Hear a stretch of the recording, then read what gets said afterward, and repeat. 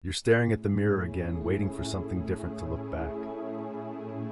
Weeks have passed, maybe months. The effort you've poured in, the early mornings, the discipline, the quiet sacrifices, they feel like they've vanished into a void. Your body hasn't changed, your circumstances haven't shifted, and somewhere deep, a voice whispers, maybe you're not built for this. Meanwhile, your feed glows with their transformations, their wins, their momentum. They seem to know something you don't. They're further ahead, moving faster, becoming who they said they'd be. And you're still here, still stuck, still wondering if you're wasting your time chasing something that will never arrive. The frustration sits heavy in your chest, not dramatic, just exhausting. But what if that feeling isn't a dead end? What if it's actually a doorway? You're staring at your phone at 11:47 p.m., your thumb hovering over the message you almost sent, the one that would have undone 3 weeks of silence. That's when it hits you. One moment, 1 weak second, and everything you've built crumbles. Your chest tightens. You tell yourself you should have known better, that you're always this way, sabotaging, retreating, repeating. The voice in your head is merciless. You haven't changed at all. You never will. But here's what makes it worse. Last Tuesday, you felt different. You felt strong, and now that feeling seems like a lie you told yourself. This is the cycle, isn't it? Hope climbs, then one slip, one moment of weakness, and you're back at the bottom, staring at the distance you thought you'd covered. But what if that distance still counts? What if falling doesn't erase the climb? You stand in front of the mirror, looking for evidence of change, and find nothing but your own familiar face staring back. The work is happening, right now. Deep inside, your neural pathways are rewiring themselves. Your capacity is expanding in ways you cannot see. But your mind demands proof. It demands visibility. So you wait. Days pass, weeks. The needle on the scale doesn't move. The skill doesn't feel easier. And doubt creeps in like fog. Maybe you've been fooling yourself. Maybe growth isn't real if you can't point to it. This is the trap. Believing that transformation must announce itself immediately, loudly, linearly, that it must appear the moment you're ready to see it. But what if the most important changes happen in the silence? You're staring at your phone at 11 p.m., thumb hovering over the delete button. 3 months of posting, 3 months of showing up, and the numbers haven't moved. Your shoulders ache from hunching over your work. Your eyes burn. You've replayed the same rejection email so many times you've memorized every word, every polite, not quite right now. The doubt creeps in like fog. Maybe you're not built for this. Maybe everyone else got the memo about some shortcut you missed. You see ads promising results in 30 days, fast tracks, hacks, and God, they whisper to you right now because patience has become a currency you're running out of. But here's the thing they don't tell you about this moment. It's not actually the end. It's the turning point. You're standing in your bathroom at 3 a.m., staring at hands that look exactly like they did yesterday, wondering why they don't yet feel different. It's the brutal mathematics of becoming. You've read the books. You know growth compounds invisibly, like interest accruing in an account you can't access. But knowing and living are different currencies, aren't they? The loneliness settles in here. Nobody sees the internal scaffolding you're building. They see the same version of you, so you begin to wonder if anything's actually changing at all. Hope and impatience wage war in your chest. You crave the finish line, while the path stretches endlessly ahead. This is where most people stop. But this is also where something critical happens. If you stay, you find yourself staring at your hands, noticing how they've changed, not visibly, but in what they're capable of holding. That restlessness you've carried, it isn't a flaw, it's a signal. Growth doesn't happen in straight lines, and it doesn't happen on anyone's timeline but yours. The moments when you feel furthest behind are often the ones where something essential is quietly rearranging itself. Patience isn't passive surrender, it's active choosing to trust the process even when you can't see the destination. choosing to acknowledge that your unique unfolding doesn't look like anyone else's, and that's exactly as it should be. If you're impatient, use that energy, channel it, let it fuel your gentle persistence rather than consume you, because the real transformation begins when you stop fighting who you're becoming. You've watched a river carve stone for years, and it never apologized for taking its time. We're taught that speed is currency, that the fastest win is the only win worth claiming. But what if you've been measuring the wrong distance? The acorn doesn't rush into becoming the oak. It sits in darkness, roots spreading where no one sees, for seasons no clock can rush. Your struggle right now, this slow, grinding season, it's not a delay. It's architecture. Every setback is a layer. Every quiet morning of showing up is a thread being woven. Patience isn't passivity. It's the fiercest thing you can do, choosing depth over speed, roots over rushing. The question isn't whether you're moving fast enough. It's whether you're moving true. You know that voice in your head? The one that arrives the moment something goes wrong. There you go again. You never learn. Everyone else has this figured out. That voice doesn't build patience, it erodes it. When you speak to yourself like an enemy, your nervous system braces, your chest tightens. Growth becomes survival instead of unfolding. But what if you turn toward yourself with the same grace you'd offer a child learning to walk?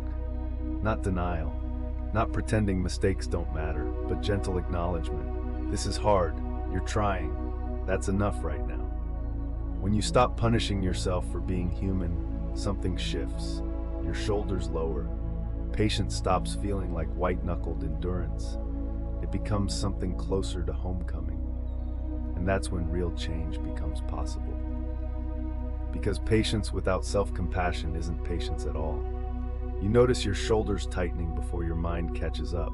That subtle tightness that tells you something is changing. And change, real change, almost never feels comfortable at first. The discomfort you're sensing right now, it's not a warning sign, it's a signal. Beneath the surface, your nervous system is rewiring itself. New pathways are forming. Old patterns are loosening their grip. This is growth announcing itself. Uncertainty doesn't mean you're moving backward. It means you're moving towards something your mind hasn't yet mapped.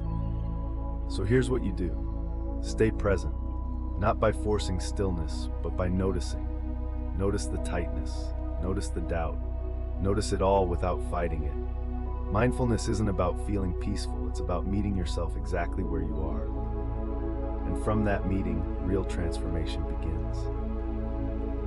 You've been standing at a crossroads, watching two paths diverge in front of you.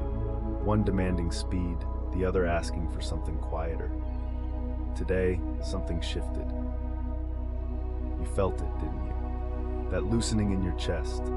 The exhale that came when you finally admitted, I don't have to sprint to matter.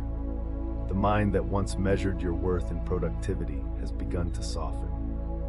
The voice that whispered you're running out of time has grown hoarse. And in that silence, you discovered something waiting there all along, a deeper knowing that patience isn't weakness disguised as virtue. You already possess what you need, the resilience, the capacity to sit with discomfort, the strength to move deliberately, even when the world screams otherwise. Now comes the moment where knowing becomes doing. You sit with pen in hand, the blank page waiting. This is where patience becomes flesh, in the small act of writing down what you noticed today. Not the grand victories, the subtle ones. The moment you breathe through frustration instead of erupting. The conversation where you listened longer than you spoke. A journal isn't nostalgia, it's evidence. When your mind whispers that nothing's changing, you'll turn these pages back and see the truth written in your own handwriting. Pair this with breath work. 3 counts in, hold, 4 counts out. Your nervous system learns growth doesn't demand urgency, it demands presence. And your goals, make them small enough to touch, large enough to matter. 1 week, 1 month. Incremental steps that compound like interest. This is the architecture of transformation. You show up on a Tuesday morning when nobody's watching and nothing changes. Not visibly, not yet. This is the hard truth they don't film in montages. The repetition without recognition. The effort that hardens your hands before it shows in the mirror. You do the work when you're tired, when motivation has evaporated like morning dew, when the person next to you can't see the millimeters you've moved forward. Growth doesn't announce itself. It compounds in silence. There are no shortcuts through this part. No algorithm, no app, no clever hack that replaces the slow, unglamorous accumulation of consistent choice. You commit not because you'll definitely win, but because the only guaranteed loss is stopping. The question isn't whether it will feel worth it tomorrow. It's whether you can honor the work today, knowing that matters most. You sit down with your coffee growing cold beside you, and something shifts. Not because the work changes, but because you finally stop long enough to see it. Each week you notice them, the small wins, the conversation you didn't avoid, the boundary you held, the morning you chose yourself first. These aren't dramatic, they're quiet, but they're real. Gratitude isn't about forcing positivity, it's about training your eyes to catch what's already blooming. Write it down, not the perfect moments, the honest ones, the struggle that made you stronger, the fear you moved through anyway. This is where transformation becomes visible. Not in the destination, but in the deliberate act of witnessing your own becoming. And that witnessing, that's what sustains you forward. Right now, your hands are capable of holding something they've never held before. Not a thing, but a choice. A choice about how you meet today's waiting. Where in your life have you rushed past a moment that asked for slowness? A conversation, a decision, a single breath before responding. What if today you chose differently? Not by doing more, but by allowing yourself the privilege of time. Imagine yourself 6 months from now, looking back at this moment. What small act of patience would that future you thank you for? One step, one conversation, one commitment to yourself. Write it down, say it aloud, let someone hear it, because the real work begins when we stop waiting to start. You sit across from someone who truly sees you, and something in your chest loosens. This is the secret they don't tell you about healing. You cannot do it alone. Not really. The work demands witnesses. It demands people who can hold the weight of your stumbling, your setbacks, your slow resurrection without flinching away. Find them. A mentor who's walked further than you. A friend brave enough to hear your truth without trying to fix it. A community that names itself around something real. Recovery, growth, becoming. Vulnerability in a circle of trust isn't weakness. It's the thing that keeps you moving forward when the path narrows. When you speak your journey aloud, it becomes less a private war and more a shared reckoning. And that changes everything. Because you were never meant to carry this alone. You watch as trembling hands steady themselves around a coffee cup for the first time in months. That small victory, it's where transformation begins. We've seen it happen again and again. A woman who couldn't climb stairs now leads hiking trips with her grandchildren. A man whose voice had nearly disappeared now speaks at his daughter's wedding, his words carrying the weight they always deserved. These aren't miracle cures, they're something harder. They're the result of showing up day after day when progress felt invisible, of choosing persistence when doubt whispered loudest. The real gift? It extends far beyond the body. It reaches into confidence rebuilt, into independence reclaimed, into a future that suddenly feels possible again. And that's when life truly begins to open. You notice it first in the smallest places, the way your shoulders sit a little lighter when you wake, how a conversation that would have spiraled now simply passes through you. These aren't the dramatic transformations you might have imagined. They're quieter. A text you didn't send, a morning you didn't dread, the kind of shifts that slip past unnoticed until you turn around and realize how far the ground has moved beneath you. This is what patience actually looks like. Not some grand arrival, but the accumulation of gentle choices, repeated, of showing up when it felt small, of trusting the invisible work. So stop for a moment. Let your body remember what it was carrying before. Feel the difference, because you've already begun transforming the weight you carry into wisdom. There is a lightness in your chest now, a space that wasn't there before. Look at what you've built in the quiet months, not through force or demand, but through showing up again and again when showing up felt impossible.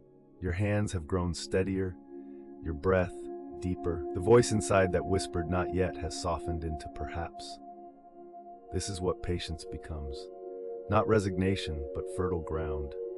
Every moment you chose gentleness over judgment. Every time you waited instead of grasped. These weren't delays.